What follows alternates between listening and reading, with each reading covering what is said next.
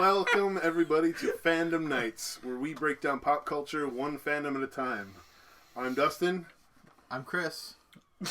And what? You gotta give me my real name? I'm Rosie. Okay. Mixed feelings about that. But today, we're talking about Avatar: The Last Airbender, Book 2, Chepisode 11. Stop it, Sherman. How long have you guys been married? The Desert. It was released on the same day as the last episode, July 14th, 2006. And, Dustin, take us through the story, please. So every time... Are you sure? In every previous episode... No. In every previous episode, Chris has been like, yeah, Rosie's pregnant. And be like, yeah. Oh, gosh. It's like, is there a heartbeat? Alright. So it opens up like pretty much right where we left off almost. They're like walking through the desert and they're lost. And Aang is fighting with Toph over losing Appa. You didn't even try or whatever. Right. Just kind of blaming her for losing Appa and not even trying. It makes sense that they're released on the same day now. I didn't realize. I mean, I know that because I have it written here, but I didn't think about it when I was watching them. And I'm like, wow, this just goes right into it. Okay. So then right after that, it does a cut right to Iroh and Zuko. They come back, and they run into the Rough Riders. And they fight their way out of capture, and they escape. Monkey. And the Rough Riders. And they're a very good singing group. I love that. We're not here to give a concert. We're not here to give a concert. Those creatures actually have a name. I got to learn that this The rhino episode. lizards thing? They're called Komodo rhinos. Oh, okay. The rhino lizard, yeah. Makes sense. So it cuts back to the gang, and they're walking through, and they like divvy out the Katara's bending water or whatever. Yeah. Like, hey, this is your bending water? It tastes like the swamp. Use this on the swamp guy. And Toph's like, yeah, it tastes a little swampy. And then Sokka is like, we're saved, and spots this like cactus in the distance or whatever. Oh, this is right after Sokka is just getting angry with Toph. Like, watch where you're. Never mind. Yeah, watch where you're going. Oh wait. Yeah. He ends up drinking the cactus juice and then ends up tripping I was balls. So excited. I forgot that this is the cactus juice episode. I mean, I should have, but it was so good. He's tripping balls pretty much the whole time. It's pretty funny. This is the quenchiest drink ever. The quenchiest.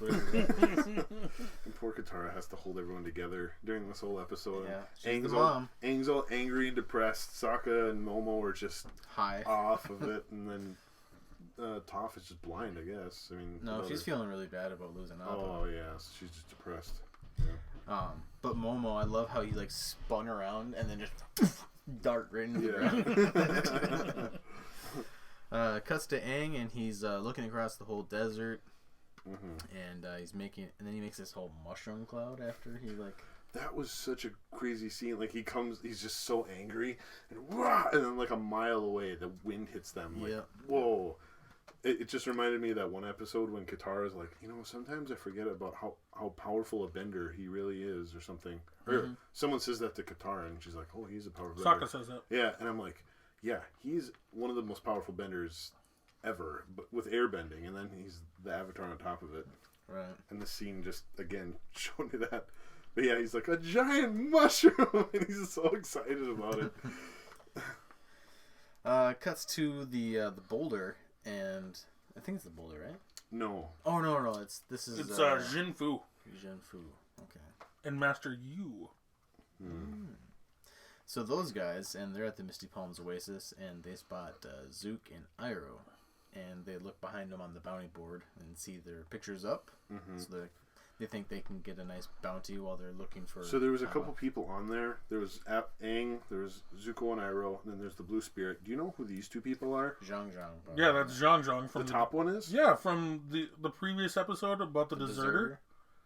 Oh, okay. And like the guy below is the same guy that like helps them escape the. Oh, that guy! Jeez. Oh, I forgot about that guy. Did you watch this show? Yeah, I just couldn't remember, and I didn't have time to look at. I just snapped a picture of it. And I'm like, who the heck were these guys? That's what you guys are here for. Thank you for enlightening me. So then it cuts back to the gang, and Katara sees this giant like wasp thing in the middle, like the buzzard wasps or whatever. Vulture bees. Yeah, that's vulture bees. Is that what they're actually called? That's what I put down too. Vulture bees. I don't know. Like vultures, but yeah. They're vulture bees? Because they're bees, but like they have like vulture, because they have like a beak. Yeah. And like longer necks. And they're circling them too, so like vultures do. Right. Yeah. So they decide to like, pretty much like hold hands and like walk through the desert, keep with each other. Yeah. And then it cuts back to Iroh, and he gets into this place in the Misty Palms Oasis and starts playing this game of Pie Show, and ends up creating the White Lotus. And then the other man welcomes him, like, welcome, fellow member. Brother. Yeah. And Zuko's just like super confused, like, what's going on here? The White Lotus opens its petals for those who seek its mysteries. So then that man helps them escape, which is pretty cool. But then it cuts back to the team, and they wake up after a few hours. Well, yeah, they say that Iroh's a Grand Master of the White Lotus. Like, yep. So. They don't say that till later. Yeah, but so do you think that he, after he lost his son and stuff, when he went on his like whole spiritual journey and stuff, that's when he moved up in the ranks of White Lotus and stuff? I think that's probably like when he joined. Yeah. Yeah.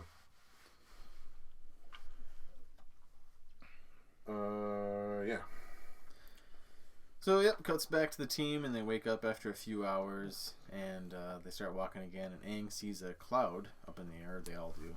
And so Katara says, go up there and, like, try to, water bend some water for us. I have to think it's Appa, too, which is heartbreaking. Appa! And everyone's so excited.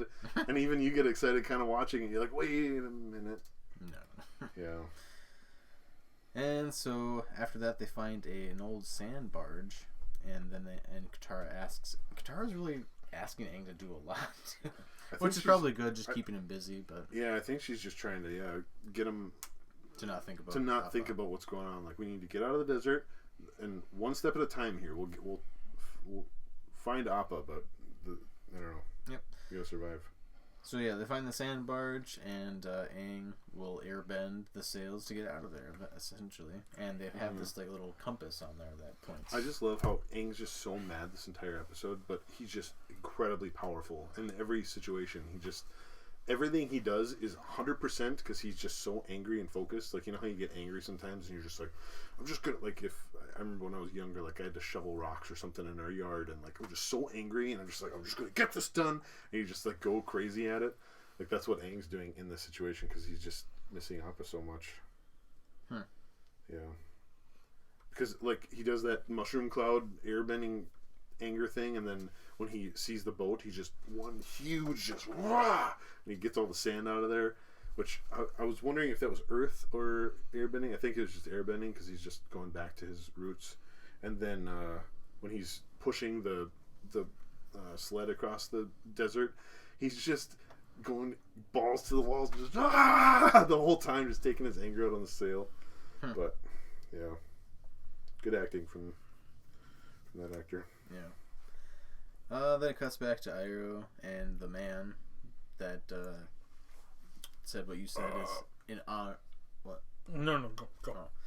Said it's an honor to meet a Grand Master of the White Lotus, and so then Iroh excuses Zuko's naiveness about not knowing anything about the cryptic arts. And then they knock on the door, and he says, "Who knocks?" at the garden gate, and Iroh says, "One who has eaten the fruit and tasted its mysteries." Yeah. So then he goes in and then Zuko tries to enter and gets denied. Only members only.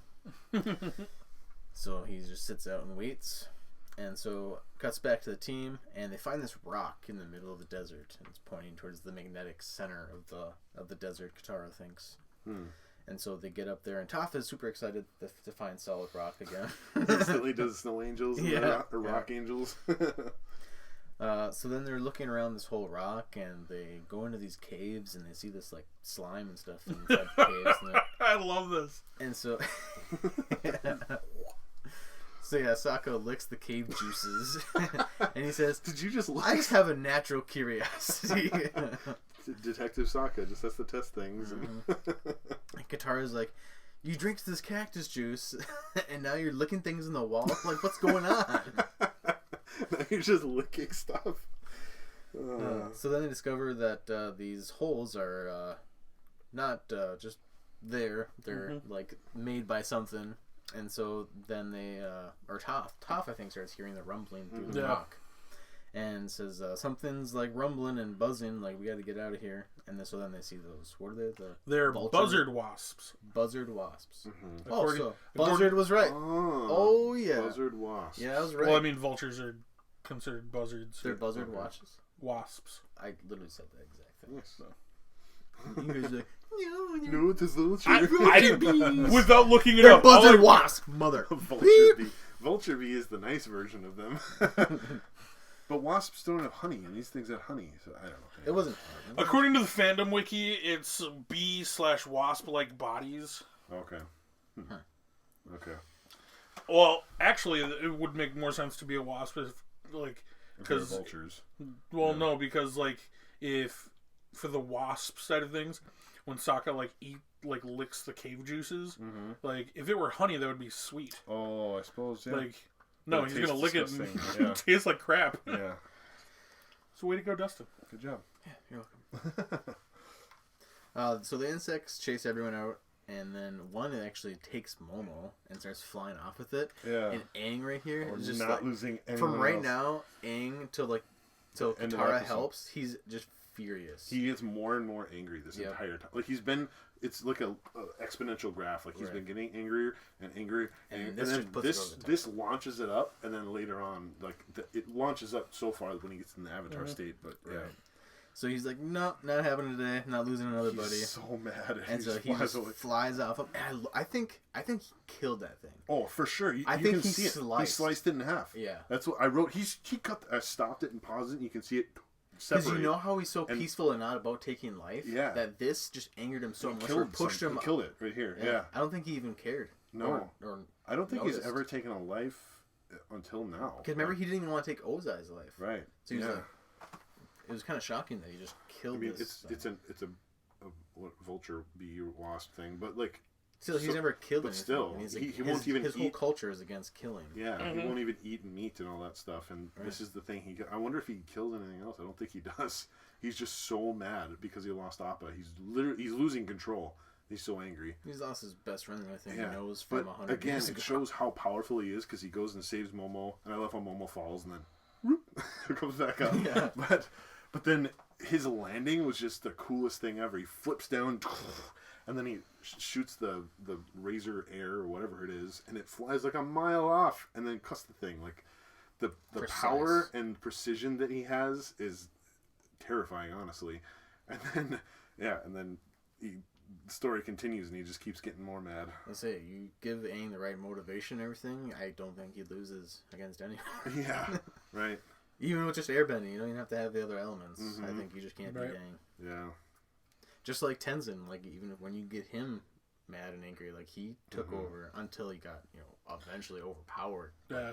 There's only so He's much such Tenzin's just a super awesome. My favorite move of his is when he does the vertical kick thing and remember that? Oh yeah. Where he kicks one person and airbends and then also straightens out his whole body though. Oh yeah. That, where he's just Matrix style. Whoa. I can't do it, guys. We're not benders. We're not benders. So then after that, the sandbenders kind of surround all of them after they get done dealing with the buzzard wasps. Yeah. I agreed with you. Talk to him, man. Buzzard wasps. Okay. So then they run into the sandbenders, and Toph hears one of the voices, and is like, "Yeah, that's the dude." I love how when they're all talking again, with the camera work and stuff. They're all the sandbenders are talking. It cuts to Toph, and it's just the side anime shot of her eye, and then it goes away, and you forget about it for a second, and then all of a sudden it cuts back to her. She's like, "He's so and so," and it just shows that she's. Who was that? And it takes a second for her to register, and then she recognizes it. It's just very clear visual storytelling right there. It was really good. However, from a storytelling point of view, it is weird because I mean, when she reveals, she's like, he took Appa. Mm-hmm. He said, you said to put a muzzle on him. Well, like in the previous episode, you don't ever hear those words. Right. Well, like, yeah, you don't. That's weird. But... It's said in the this isn't actually said in the previous episode, but they do show this during Appa's lost days later on. Okay. About the muzzle? Yeah. Probably to fix the continuity error. Probably. Yeah, but yeah, as soon as he said put a muzzle on him. In the previous episode, it does cut back a ways, and then it just shows like everything happening. So it could have happened in that instance, you know, when they were. Well, like you said, they were probably just trying to fix a continuity error because, like, if they never brought it up, they'd be like, well, nobody ever actually said anything. Right. So, yeah. But yeah, as soon as they found out, or as soon as Aang found out that they muzzled Appa, he's he's like, "You muzzled him? Yeah. What? Avatar mode. Let's go." He's like, "Nope, we're done." Yeah. So yeah, Aang goes in the Avatar mode, and he's just hurting so bad right now, and everyone else just runs away from Aang. Just lets him does his thing. But Katara's the only one that just stands there. Well, this was like totally the John Wick moment. Like, who's you dog murdered did you my kill? dog.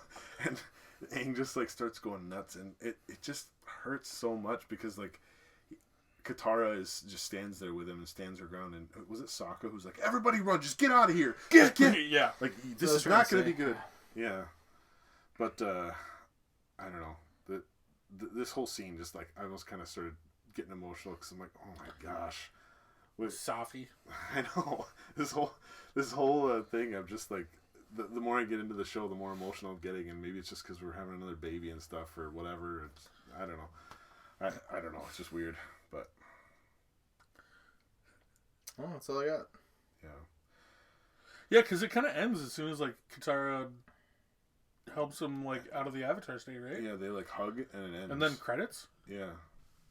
Yeah. Jeez.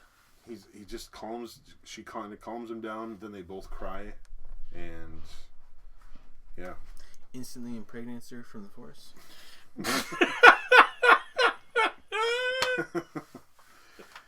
It was an intense moment because Aang's so mad. It's like when Kaya, you're an Avatar, baby. I said, Kaya, you were an Avatar, baby. Yeah. His anger built up and built up and built up, and he didn't have that like anger like release. It just like it transformed into just absolute sadness, and it's like we've all kind of been there where you're so angry, you just get sad, and like you're not even angry anymore because you're so sad. Like I don't know. So for this episode's bending numbers, there was 7 of water, 15 of earth, and 14 of fire, and all of that was just in that one fight scene with Zuko and the Rough Riders. It was just over and over and over again, and then there was 28 of air. Which there was some powerful air bending in this one, but there were only 28. There were just big, huge ones. Right. So, yeah. Sherman, what do you got? So I missed doing the episode with the storm, so I get to do this now. So the guy who does the voice acting for Master Yu, like Toph's bending teacher, is Sab Shimono. Which, I don't know if you guys know this, so he's also the voice actor for Monk Gyatso. Oh, okay. In the series. However, other pop culture references... Oh, hold on. I'm going to do obscure references first, because those are the weirder ones. So he's in Three Ninjas Kick Back. Okay. He's also a random elder guy in Waterworld. Huh. Okay. However, voice acting, these are the cool ones. He's the Emperor from Samurai Jack. Whoa. The Emperor? The Emperor. In like the first couple episodes? No, he's got like 5 episodes under his belt for that show. However, the big one and my favorite is he plays Uncle in Jackie Chan Adventures. Okay. That's a deep cut. How is that a deep cut? He's in like 90 episodes. I know, but Jackie! I just have only seen a couple episodes when I was a kid. I mean, it's been a long time since I've seen those. He's so mad. Such a good show. I don't remember it being that good. Yeah. That was around the same time that like the Ghostbusters TV show was on, and there was a Godzilla TV show for a while. Yeah. Starship Troopers TV show. It was Yeah. kind of all mixed in with all those just random like, oh, we'll take this random Shut your character. mouth. Those are awesome. Oh, they're good, but it was a weird stage in my childhood watching all those. They're so good.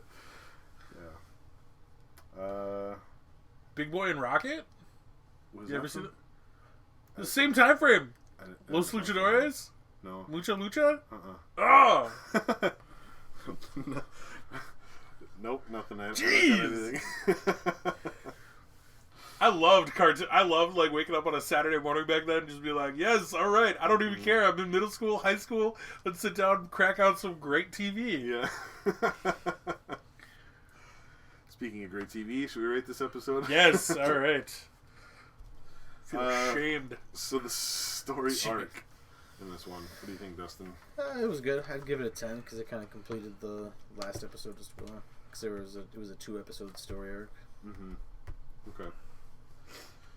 I was glad that they didn't do like a part 1. Kind of like the desert, part 1. Yeah. The execution, the pacing, vision, entertainment value in general. I'd give it a 9. 9? Mm-hmm. Okay. Almost perfect. Dang near. Writing. Oh, I got that list too. Yeah. The Writing writing was good. 9 probably. characters. Okay. 9. Alright, so the performance, the delivery, was it effective, emotional, and plausible? I just have to do 10 on this one because it's just really, whenever someone just gets so into it and makes you feel like, yeah, I think he did a pretty dang good job. And Aang, his like anger and all that stuff really came across. The action, the blocking and stunts and environment. I kind of got like Mad Max Fury Road vibes a little bit on this one, where like they were all heading one way and then they all kind of headed back. Or not back. They all headed one way and then Aang kind of went back, and like it was all very progressive on which way they were heading. I felt like, so I thought that was pretty good, but there's a pretty limited idea, so I'm just gonna say 8 on that one. And then believability of the performances, I'm gonna go 9. Well, no, I'm gonna go 10 on this one because everyone had good performances. Katara had good like motherly role, Aang's anger, and even Toph's like depression, and Sokka's just craziness was just, I don't know. It was just Dude, really he good. was drugged like 90% of the episode. It was really good. Yeah, I believed it. Yeah. Sherman, how about the sounds and effects mix? So with the score and the mix, I kind of put them both together because they really make you feel like they added to like the suspense of the episode. Mm-hmm. They made you feel like Aang was like lonely when like he felt by himself. Sure. And like the overall sadness. Uh-huh. However, sound effects, I do love the like kind of corny like sound effects when Sokka's just drugged out of his mind. Yeah. He's like, I gave that a 9. Okay. Visuals, I gave a 9 as well. Like the subtleness for like non-combat versus like the motion during like the fight scenes in the actual like Misty Palms. Mm-hmm. Or is it Misty Springs? Misty Palms Oasis. Okay. Yeah.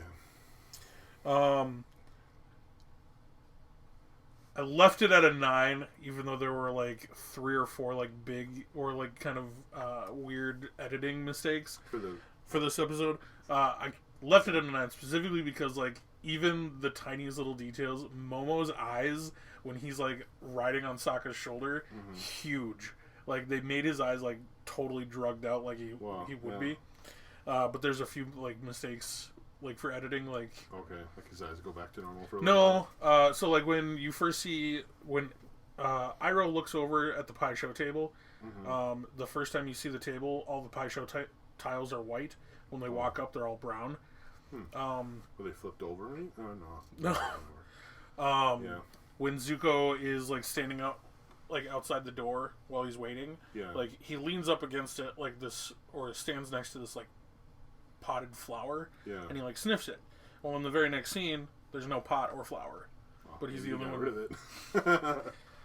And then, like, when Katara, like, grabs Aang while he's in the Avatar state, like, from Aang's point of view, like, she's reaching with her right hand, but, like, in the very next frame, she's holding with her left. And you can tell because there's a bracelet that she doesn't have on her arm, but it's on the other arm. Huh.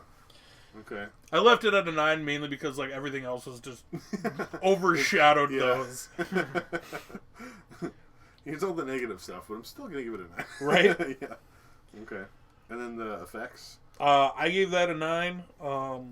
I thought, like, everything happening. We've already been to seeing the Misty Palms Oasis, so, like, seeing, like, the hive, and, like, them at the, like, just walking through the desert. Yeah. I thought was, like, way better.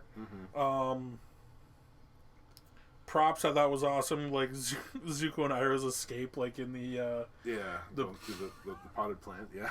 the sound effects on that too, where it's just kind of like mysterious, like whoop. I know it brought back like it was just the most cartoony thing we've seen in this series so far. Just oddly enough, it sounds identical to the music that is played during the entire second act of Diablo 3 when you're in the desert area. Like it's the exact same music. Really? Yeah. Okay. Okay. What would you rate this episode overall? I'd honestly give it a 9. It was just I gave it a 9 as well. Hard-hitting, good episode. Yeah. Okay. So that means we rated it a 9.2, and IMDb rates it at 8.8. So a little higher, but I think we really like a lot of the other stuff in here. So right. Yeah, I think that's all we got for this episode. Dustin, you want to take us out? Sure. Thank you guys for watching this Chepisode of Phantom Knights. If you'd like to become a Phantom Knight, please join our Facebook group or follow us on Instagram and Facebook and Twitter. Please subscribe to our podcast on iTunes and Spotify podcasts and a bunch of other small ones, but those aren't important. And subscribe to our YouTube channel. Potential sponsors, they're equally as important as the big ones. Don't worry. Sure, what he said. But we're getting late, so Appa. Yep. Oh, that was bad. That sucked!